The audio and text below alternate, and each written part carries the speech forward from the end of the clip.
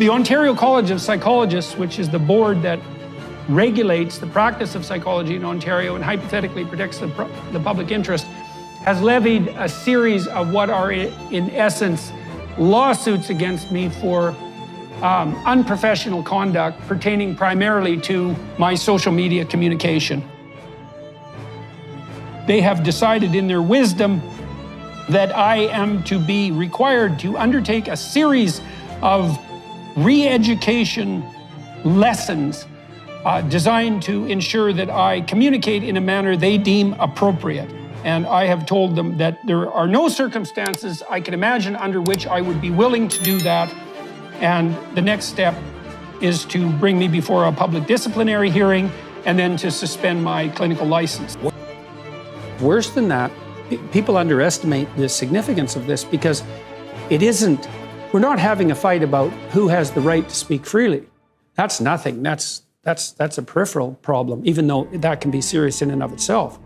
We're having a fight about whether or not your claim that free speech exists is nothing but a masquerade for your willingness to dominate and use power. And so if I was taking that tack, I'd say, it's all well and good for you to speak about free speech, but look, you're white and you're middle class and you're British and you're privileged, and you have this theory about free speech that your ancestors derived, but the only reason they ever derived that to begin with is so they could exercise their power. There's no such thing as free speech. That's just a lie to mask a power claim. And that's a way worse, cynical criticism of the notion of free speech.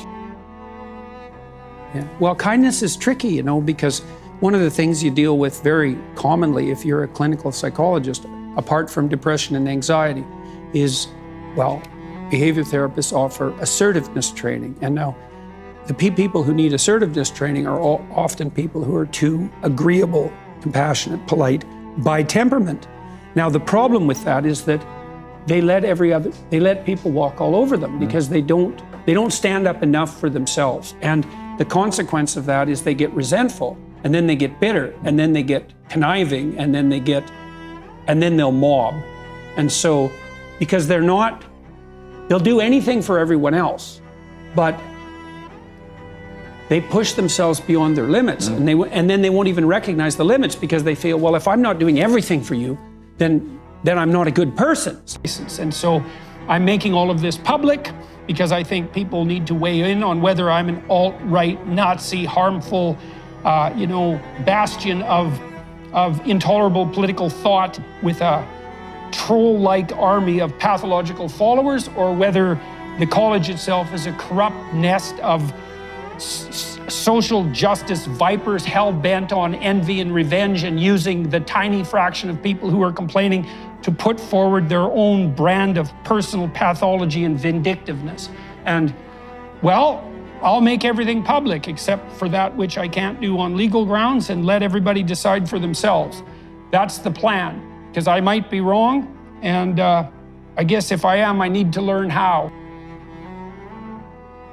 The regulatory boards that govern professional conduct in Canada, particularly in the US as well, and in the West more broadly, have become so corrupted by the woke ideology that the professionals you depend on in moments of crisis for legal advice and medical advice and psychological counseling, some of which can be life and reputation saving, they can no longer be trusted because they're being required by the professional bodies to lie to you in the service of this warped, radical leftist ideology that's now become, what would you call it, mandatory for right speakers wherever they might exist.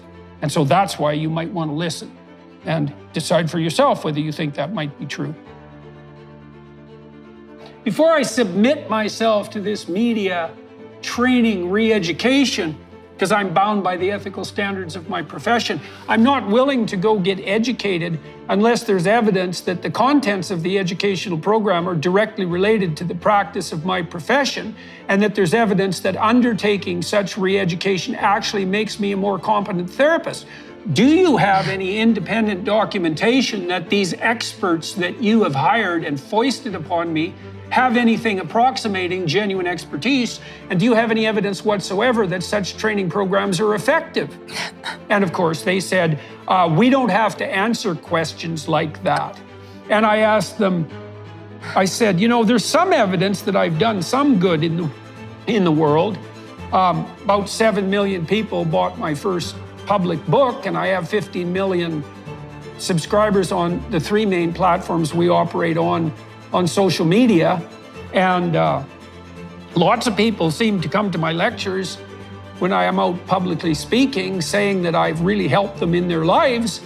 And that's thousands or hundreds of thousands or possibly even millions of people. And so I think I can stack up a pretty good, plus all the students that I taught at Harvard and the University of Toronto and all my clinical clients, who by and large were pretty damn happy to be working with me and vice versa. It's like, how do you calculate the harm to benefit ratio?